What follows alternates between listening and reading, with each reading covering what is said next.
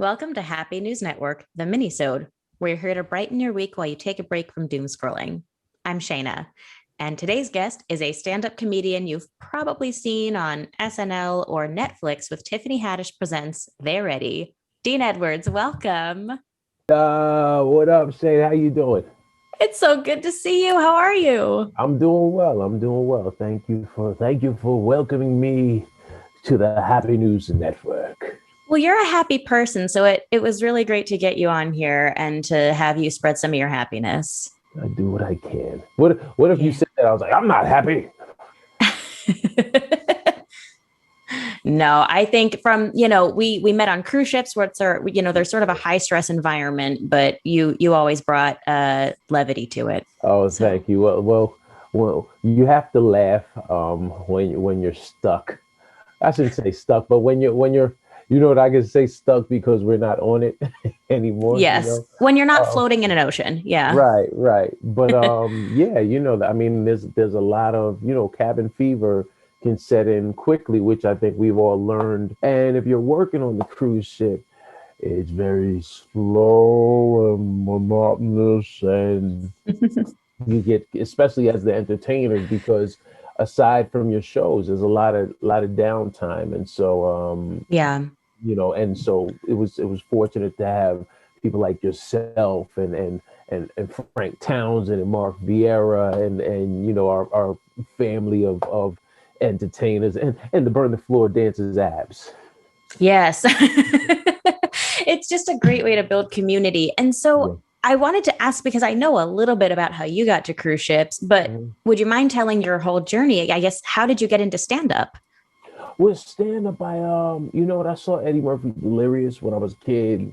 Ran in my parents' room. I said, "My dad, I know what I'm gonna be." I said, "What?" I said, "No, what I'm gonna do. I want to be just like Eddie." They're like, "You better get a job." And then they just encouraged me. My family was always extremely supportive, and encouraged me to pursue, what I felt my calling, and that was when I was 12, and then the year I was turning 20, or the year I was turning 21, I finally got on stage in college.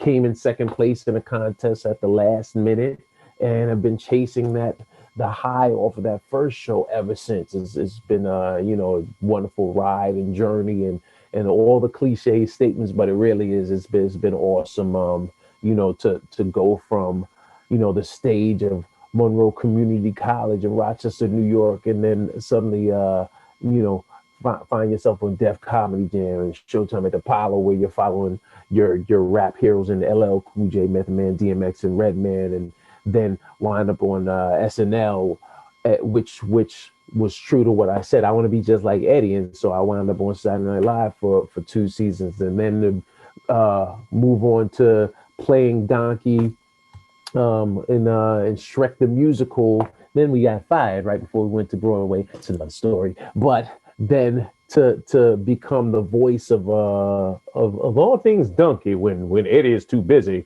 to handle it. I just recorded something for Donkey Beijing, like a Universal Beijing. So that's been a wonderful ride. So I'm and of course, doing my first comedy special on Netflix during a pandemic, because Tiffany Haddish um, remembered that I was just a good person and a good human being to her back in the days when we first met. I made sure she was protected, so to say, and I looked out for her, she looked out for me. So I'm floating. And then a billboard in Times Square and Ellen DeGeneres show. It's been an awesome ride. It sounds like it's definitely had some ups and downs like every roller coaster, but you have this way of building community and that's where you keep your sort of constant bottom line. Yeah. I mean, you gotta stay grounded, and Hmm. the reality is you gotta take the crooked with the straight. And if you're happy when people are praising you, gotta also be happy with it when they're not. And so I Yeah. I don't pay too much attention to anyway. I appreciate when people have, wonderful things to say. And I've had my share of, just people from all over the world since the special premiered on Netflix. Just leaving comments, just saw your special, so funny. Thanks, I needed the laugh, was going through something and you just brightened my day. I appreciate all that, but I also don't let it go to my head, because on the flip side, you can read, 100 positive notes and then someone will write something like, well, it sucked to me. And then, that could ruin your day. But if you Right. don't allow it, if you don't welcome it in and put too much stock in all the praise, then someone sending something negatively shouldn't affect you either. That's a great point. And I want to talk about all of these amazing impressions you do, because that's a way of showing flattery. It's a way of showing that you respect someone enough to take on their persona. And Right. you are known for your impressions. We sort of talked a little bit just now about you've become the de facto voice of Donkey in many Right. capacities, and you impersonate everyone from like Jay-Z to Chris Rock, Tracy Morgan. I won't go into everyone that you impersonate in I your mean, special. you said enough of them. Who'd you say? You said Tracy. Jay Z. I like staying in that Tracy zone, but Jay. People appreciate Jay Z. People also like when he goes into Denzel. Something about the Denzel. People like, and I'm trying to think who else. You know what? Who's fun to do lately? I like doing Monique. Monique has been a lot of fun lately. Discovered, Monique and Whoopi Goldberg. Some of everybody. Yeah. How do you decide who you're going to impersonate or learn how to impersonate? I don't really decide. If I hear a voice, if I hear it, I know I can do it immediately just from hearing it. Yeah. And then as far as the stage, it just depends on whether I can find a funny joke to tie along with it. Mm-hmm. Because I always tell people I don't like, I'm a stand-up comedian first. The impressions are just the cherry on top, the coup de grace, as it were. Yes. And it needs to be funny first. If it, I don't want people just impressed, like, wow, he does sound. I want people like, yo, that's funny. Right. You're not doing a documentary. Right, right, Yeah. right, Yeah. This is not Dean Edwards as Denzel right. in the biopic. This is not that. Exactly, exactly, Yeah. exactly. So when you develop those impersonations or impressions, Mhm. because some of those people you've worked with or Yeah, you've spent a lot of time with over the years or looked up yeah, to them, yeah. are there some that have been more challenging than others? Challenging just in that. I mean, for the most part, no. I was gonna say, because I told this story on Ellen recently, that when I first started doing Tracy, he was a little disappointed. He didn't like that I was doing him. He didn't. I think he thought I was making fun of him, but it was, truthfully, it was flattery, because I was talking about my experience while I was at SNL. So I was doing Will Ferrell, and I was doing Will on stage, and just talking about my experience. And but aside from that, I haven't had any real issues with anyone, doing, like, I, I did Jay, and I was supposed to actually play Jay-Z in a Rockefeller Films was doing Death of a Dynasty. I was supposed to play Jay-Z, but we couldn't make it work. And then the following season on SNL, they were actually he and Beyonce there, Lenny Kravitz and Dame Dash, who was his business partner at Rockefeller, was like, "Yo, Jay, remember the dude I said could do you? Dean, do him." And it was just awkward, put me on the spot with Right. Jay. There's no context for the performance aspect of it that makes it an entertaining experience to watch Exactly. yourself be heightened in that way. Right, right. And so it was just one of those awkward things, like Beyonce thinks I'm a simp right now. You know. Well, and I do think it goes back to that thing you talked about earlier, where building community and looking out for people. In some ways, it's your way of looking out for people because you respect them enough to say, I think that Yeah. I can make comedy out of your presence in the world. So, Yeah, yeah. I mean, my goal is to entertain, inspire, maybe enlighten, and lift up, and nothing I'm doing on stage, whether it's the impressions or if it's your actual material, Yeah. Everything is meant to, be sort of a beacon of hope, be a new hope. That's Hmm. the Star Wars has been embedded into me, where it's like I just want to make sure that people walk away feeling good about themselves, feeling good about having taken the time to support, watch, listen, and maybe enlighten people to walk away with a newer or more open perspective. I love that. And I know maybe not everyone knows about this, and this is it's a transition into happy. Mhm. How do you bring comedy to people during tougher times? And Mm, I know mm. the story of when you started on SNL. Maybe not everyone does, but Right. how much more do people value comedy during or after challenging periods like right now or when you started Yeah. on SNL? Yeah, I think that's a great question. That's very similar to when I started on SNL, because my first episode, my first day of work was supposed to be September 11th, 2001. And similarly, when we did that first show and we had all of the first responders, the firemen, the police officers, and Giuliani, on screen. Better Um, times. yeah, well, better times and more celebratory times, Hmm. because we felt like we were able to triumph. And New York City at the time was, for a good week or two, we were all it was trauma, is what it was. It was trauma, Sure. and And and you're a New Yorker, so you had been born and raised in and around New York. yeah, And yeah, I imagine for you to then be able to go and say, I know exactly how I can help right, right. with this situation, that's probably the most empowered way that you can be active in helping people say this is a really tough time, but Right, here are steps we can take to keep at right. least finding ways of looking ahead and looking outward. Right, right. No, it was Yeah.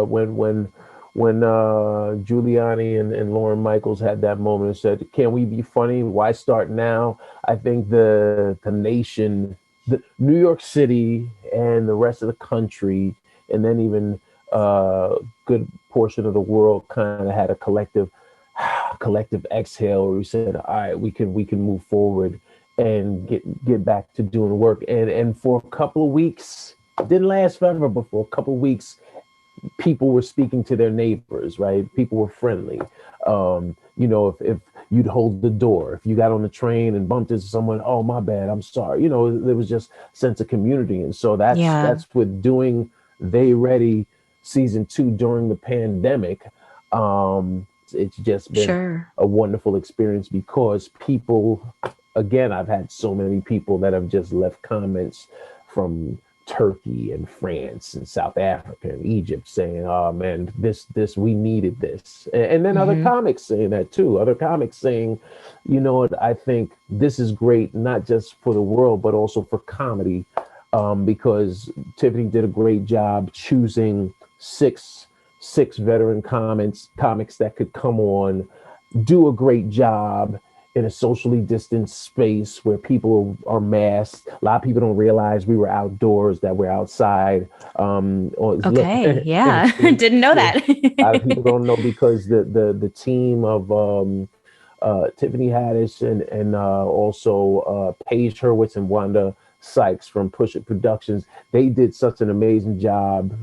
Paige also directed an amazing job creating the space to look like it was indoors inside of a venue. Yeah. And And there is this lovely give and take that you got to have in both of those things that we just mm, talked about, because you get to keep working on yourself and your right, work, and right, the audience and the people who get to watch you at home around right, the world get this lovely, lovely break. And they get to yeah, find new ways to either smile about what's happening or what they can look forward to, and all of exactly. the things that go along with that.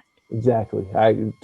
Wholeheartedly agree that I think it was it shows that it is a community, right? There is a Yeah. reciprocity to what we do as performers and entertainers. We can do it via Zoom. It's two dimensional. It's Yeah. you can't feel the energy. You can't see someone drop something on the floor, and that just and everyone is up here because they don't want you to see that their room is dirty or that. Yeah. Yeah, and there is comedy in everyday life. I mean, Yeah, we have to find the ways of using it as a way to keep going. But and you totally have helped so many people find ways of looking at different states of the world and everyday things and finding the lightness in it. well, thank you for saying that, Yeah. Shayna. Thank you. Yeah. So I wanted to talk about They Ready in case you're like me and you live under a rock. What is the show and what can people expect when they watch it? Yeah. So Tiffany Haddish presents They Ready is a comedy series. Actually, an Emmy nominated comedy series. We just I was part of season two.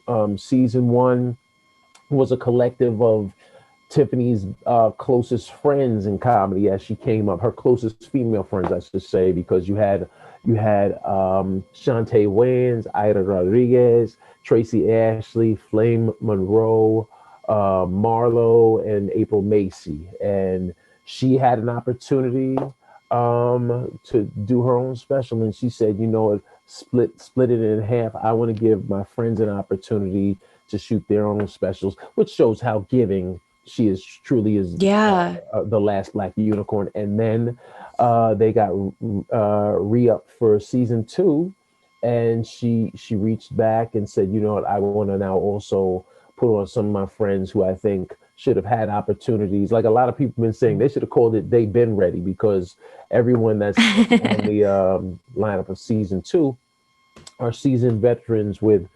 obviously Tony Woods, who is Dave Chappelle's mentor. Barbara Mhm. Carlyle's been doing this for 4 decades.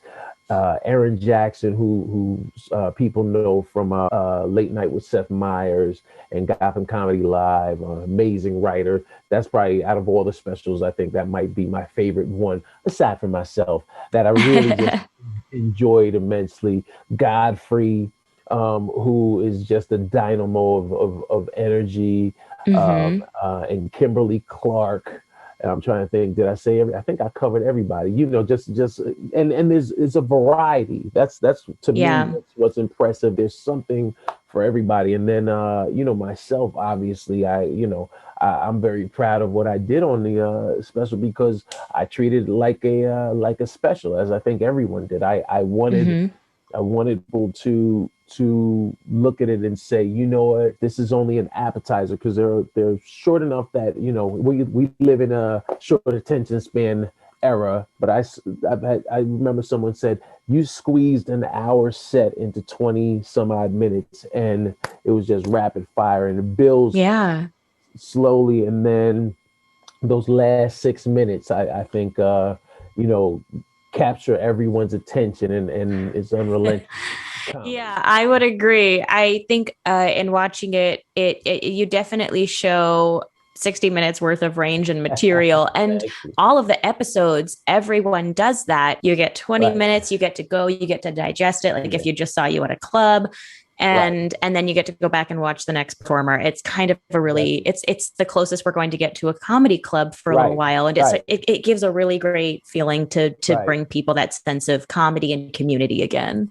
Exactly. Exactly. So I'm glad you said you and your family watched it. So I was very happy to know that you know, because it's one thing to make your peers and people of age with you laugh, but then when you take an older generation that might reluctantly not have stopped to watch it, you know, and might have said, well, I'm more of a Bob Newhart, you know, or Yeah. Dick Van Dyke or whomever, you know. Right.